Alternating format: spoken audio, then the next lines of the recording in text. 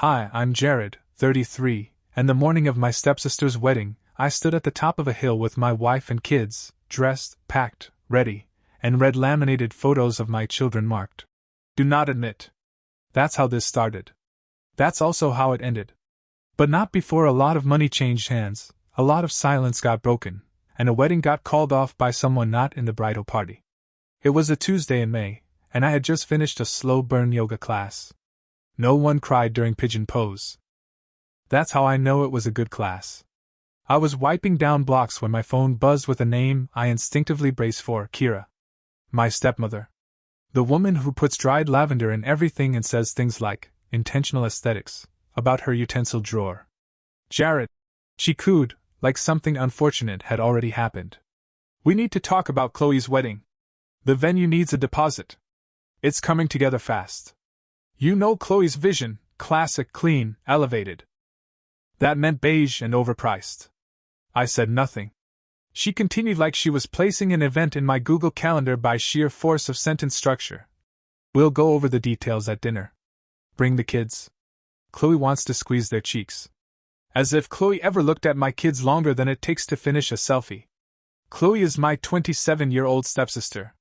If a Pinterest board gained sentience and started doing sponkin for oat milk, that would be Chloe. She is always soft launching something, an apartment, a fiancé, a personality. My dad and Kira treat her like a limited edition collectible. Me? I'm the grounding presence. The guy who shows up, teaches yoga, brings gluten-free cupcakes, adjusts thermostats, and remembers everyone's allergies. Dinner was exactly what you'd expect: gold flatware, overpriced rose, and Chloe arriving half an hour late in a dress that looked like a curtain from Versailles. Her fiancé Parker, who has the emotional range of a charcuterie board, greeted me like I was his Uber driver. Then Kira slid a binder across the table. Not a wedding invite. A binder. She flipped it open like it was the Book of Destiny and pointed to a spreadsheet printed on glossy paper. Venue deposit, $12,800. Catering, $8,750. Florals, $2,200. Live string duo, $1,600. DJ, $1,500. Content team, $2,500.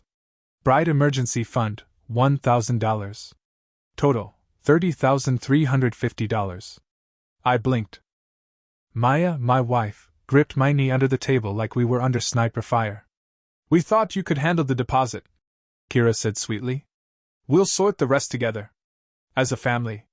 Dad raised his wine glass like he'd contributed anything more than bad jokes and a Spotify family plan.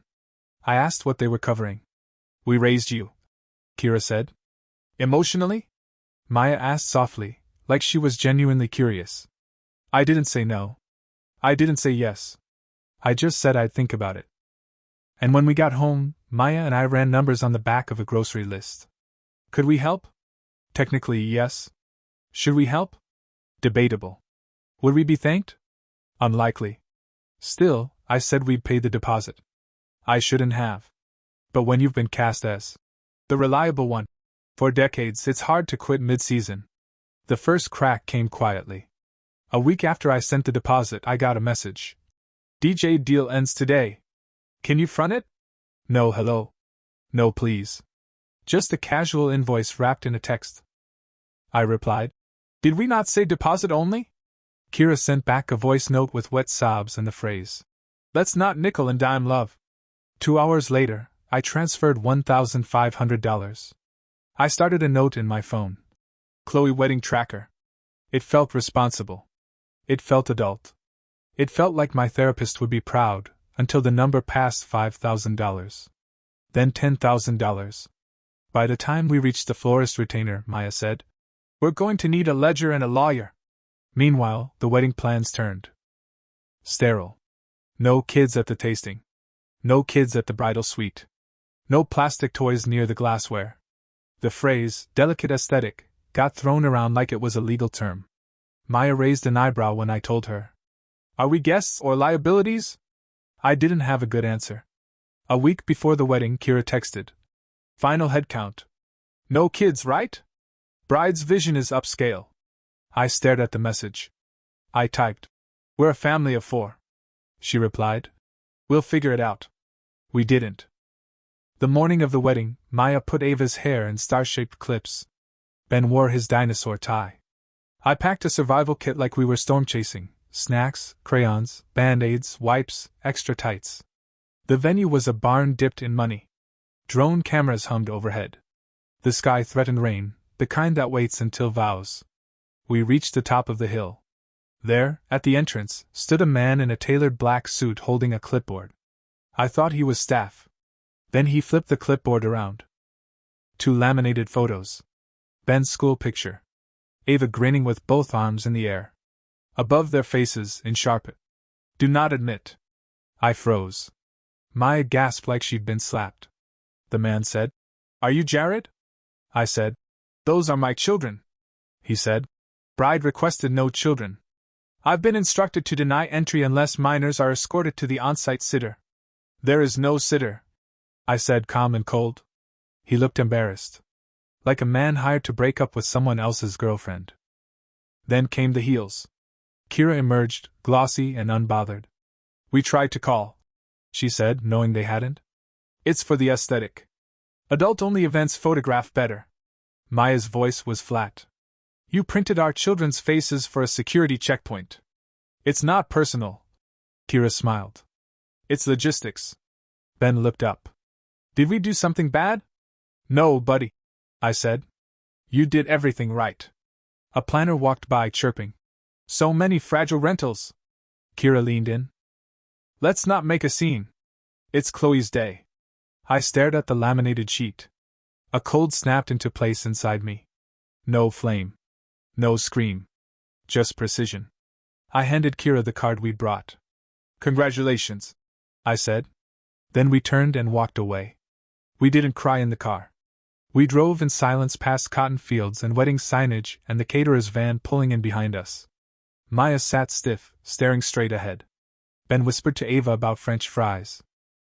Ava, still holding her star clip like a trophy, asked softly if she could listen to the frog song. Maya nodded. I hit play. We were 10 minutes from the venue when my phone buzzed. Unknown number. I let it ring out. It buzzed again. Same number. I answered. Jared, a voice said. This is Martin. I'm Parker's father. Silence. I just saw the guest list. The photos. The clipboard. His tone wasn't angry. It was the kind of calm that only very wealthy, very done people can afford. The wedding is off. I blinked. I'm sorry, what? They're on their way to your house to beg. Don't answer the door. He hung up. Maya and I stared at each other like the road had just folded in half. 2 hours later, it came. Knock. Knock. Knock. 3 sharp raps. Like they were still in control of the story. Then a muffled voice. Chloe. High-pitched cracking. Jared, we need to talk. I stood on the other side of the door and felt something I hadn't allowed myself to feel since I was 12 and our families merged like a corporate takeover. No. I put my hand on the deadbolt. Then I took it off. We didn't open. The knocks turned to buzzing phones. Kira. Open up. We can fix this. Dad. Let's be reasonable. Chloe. You ruined my life. Parker. Please call me. I put my phone face down on the counter. Then I made grilled cheese. Ben dipped his in ketchup. Ava called the cheese yellow ring. We sat and ate. Real life, unscripted, moved forward. That night at 6:12, Kira left a voicemail so long I had to pause to breathe. You embarrassed us. That list wasn't personal. The venue needed it. You owe us a conversation. You owe us. There it was. The family ledger. Always ready. At 7:03 p.m. Martin called back. I answered on the second ring. I've pulled our contribution, he said. Bar minimum, shuttle, tent, gone. I won't fund cruelty. I didn't ask you to do that, I said. You didn't need to. They CC'd me on the vendor invoices. I saw your transfers. How much? 21 and change. Send me your totals. I'll claw back what I can and wire you anything refundable. The rest Parker will cover. This isn't revenge. I said. No, he replied. This is called consequences. When I hung up, our house was quiet in a way that felt full, not empty. I sat down, opened my laptop, and typed the email. Subject: wedding expenses and next steps. Venue deposit: $12,800. Catering: $8,750. Florist retainer: $2,200. Strings: $1,600. DJ: $1,500. Content team: $2,500. Total: $29,350. Vendor credits pending from Martin's cancellations, EST $6,000. Net $23,350. I ended with this. You denied entry to the event you asked me to finance by posting my children's faces under Do Not Admit. I expect repayment in full. I will accept the 12-month plan. First payment due next month via automatic transfer. This isn't about revenge. This is about closure and boundaries. Jared. I hit send. Responses came fast. Kira. How dare you threaten your family? Dad. Let's talk privately, son. Chloe. 12 months? LOL. We're not a bank. Parker. Let me figure things out. Maya read them over my shoulder and said, clear. The next night at 9:40 p.m. there was another knock. It was Dad. Dad stood on our porch like a man halfway through a sermon he didn't finish writing. One hand in his pocket, the other rubbing his temple like the act alone might conjure wisdom. I opened the door. Not because I had to. Not because I wanted to. Because I needed to say it out loud. Son, he began, stepping in. This got out of hand. I nodded slowly. They printed photos of my kids like wanted posters. It was the venue, he said. You think the venue had Ben's kindergarten photo? You think some rustic barn Googled Ava and added her to a no-fly list? He looked at the floor. You could have stayed. He muttered. For your sister. You mean swallowed it? I said. You mean nodded and smiled and let my kids get written off like bad centerpieces? He sighed. We keep peace in this family. No, I said. We keep silence. He looked at me, finally, really looked. I don't recognize you. I know, I said. Because for once, I recognize myself. He didn't respond. But he didn't argue. That was something. He left without slamming the door. Progress, I guess. The next morning, Kira posted one of her signature Facebook paragraphs. White background, cursive font. Protect your joy from people who envy your light. A cousin screenshotted it. I didn't read the comments. People clap for nonsense if it's dressed well. At noon, an email came from Martin. PDF attached. Subject: refund summary. He'd recovered $6,200 in vendor deposits. Wired it immediately. Message read: apply to your totals. Parker will cover the rest. If he balks, I will. I won't be associated with people who blacklist toddlers. It's blunt. I respect blunt. That night, Chloe texted. Let's talk like adults. No ultimatums. 10 minutes later. Wow. Ignoring me? Power trip much? Then, a photo of her tear-streaked face with the caption. This is what you did. I put my phone on Do Not Disturb, read Ben a dinosaur book, and helped Ava draw red moons. 2 days later, Parker showed up at my yoga studio. My manager texted. Guy in pastel polo asking for you by first name. Safe? I stepped outside. We sat on a bench in the late morning sun. He looked like a man wearing someone else's skin, unsure where it pinched. Your email was intense, he said. You hired a guard to keep my children out. I didn't hire. He stopped himself. I didn't stop it. Better, I said. He rubbed the back of his neck. 12 months is aggressive. 6 months would have been aggressive, I said. 12 is generous. He hesitated. Fine. 12 transfers. First of the month. I nodded. He stood. Tell Maya I'm sorry. Tell Chloe, I said. Better yet, tell your future self. He's the one who needs the practice. The first payment hit the next week. $1,945. 83. Memo line for peace. I laughed harder than I had in a month. Second month? 3 days late. I sent a reminder. Chloe replied with 3 crying emojis and $1,500. I replied, balance $445.83. She paid. No note. Family group chat went silent. Dad sent a meme about yoga goats like we hadn't bled out on the porch. Kira posted a Pinterest quote. Chloe went full grayscale for 24 hours on Instagram stories. I chose groceries. Ben lost his first tooth. Ava corrected her pronunciation of strawberry, then decided she liked red moon better anyway. 3 months in, there was another knock. It was Chloe. Chloe stood on our porch in oversized sunglasses and a bun so tight it looked like an apology. She held nothing. Wore nothing dramatic. Her posture had lost its usual tilt, like maybe, just maybe, the spotlight had burned a little too long. I opened the door but didn't step aside. She took off the sunglasses. Her eyes were red, but not wet. More wrung out. Can we talk? She asked. I stepped outside and closed the door behind me. You made a scene, she said. You made a list, I replied. It wasn't personal, she whispered. It was a photo of Ben, I said. With do not admit written over his smile. She winced. I didn't write it. No, I said. You just let it exist. Silence stretched. Then she sighed.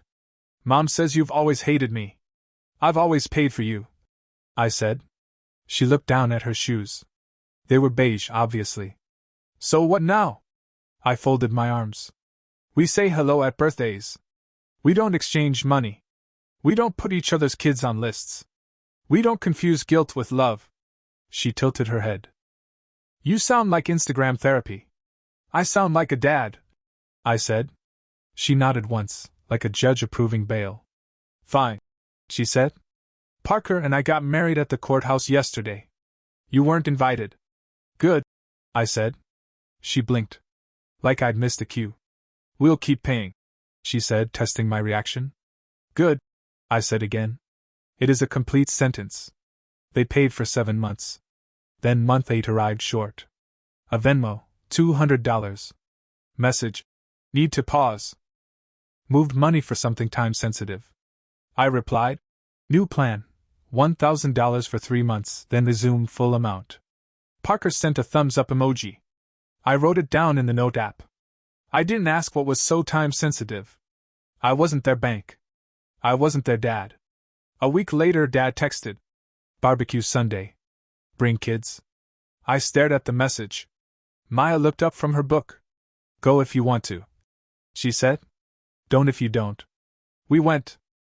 The grill smelled like the summers of my childhood, hot dogs, lighter fluid, wood smoke, and ambition. Dad flipped burgers like the act would redeem him. He didn't say sorry. But he did ask Ben about school. He asked Ava what her favorite color was. Then he looked at me and said, You're different. I'm better, I said. And he nodded. Slow. Like it was a door he was willing to open, but not all the way, not yet. On the drive home, the car was quiet in the good way. Maya reached across the console and held my hand. You did it, she whispered. I didn't fix them, I said. No, she smiled. You fix you. That's the only job. The 9th payment came on time. Then the 10th. Then an email from Martin. Subject, final refund summary. Message. Applied last vendor credit, $200 from content team. Ridiculous. Your balance is 0. You did right by your family. That matters. And I believe him. There was one last message from Kira. Just one sentence. We're disappointed in who you've become. I typed. Delete. Typed again. Delete. Then I finally hit send. I'm not. No more paragraphs.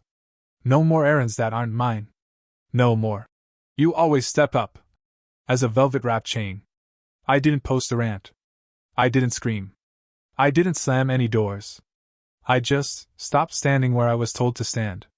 I hired myself for a new job. Husband. Dad. Person with a spine. The door stays closed more often now. When it opens, it's because we want it to. When it closes, that's not hostility, it's health. I teach class again. Sunrise sessions. 3 in a row. My voice gets that gravelly edge students call soothing. I tell them, lengthen on the inhale, root on the exhale. And for the first time in a long time, I mean it in my body. I mean it in my life. The final transfer comes in. $1,945.83. Memo final. I open the note labeled Chloe Wedding Tracker. I scroll past all 6 months of entries. The spreadsheet that became a story. The story that became a boundary. Final line. Balance $0. I don't delete the file. Some records deserve to stay. I send one last email. No emotion. Just structure. Received final payment. Balance is cleared. Going forward. No money exchanged. No family leverage. Kids stay out of conflict. If you can't meet that, I won't be there. This isn't about revenge. This is about closure. Jared. I don't wait for replies. Ava climbs into my lap with a sticker shaped like a duck and tells me it's a yellow airplane. Ben asks how to spell pteranodon. Maya kisses the side of my head as she passes by with folded laundry. The house smells like toast. The towels fall. The shoes never match. Our chaos, ours alone. People will say I was dramatic. But people who benefit from your silence will always call your boundary rude. Let them. Yes, I paid for a wedding I didn't attend. Yes, I left when my kids became liabilities on a clipboard. Yes, I sent invoices instead of screams. Yes, I said one sentence that changed everything. This isn't about revenge. This is about closure. I'm not the hero in Chloe's story. I don't need to be.